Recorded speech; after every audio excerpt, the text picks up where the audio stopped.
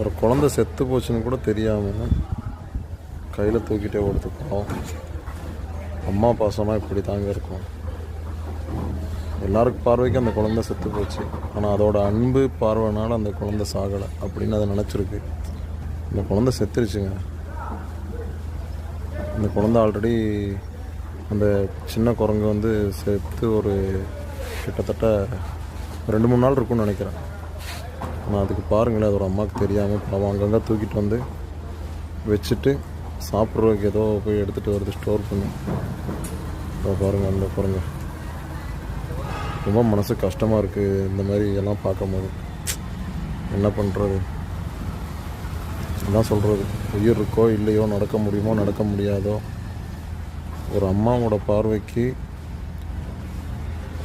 அது ஒரு அம்மாவோட பார்வைக்கு வந்து அதுக்கு உயிர் இருக்க மாதிரி தான் அவங்களுக்கு தோணுது. அங்கே பார்த்தீங்களா, அங்கே பாருங்கள்,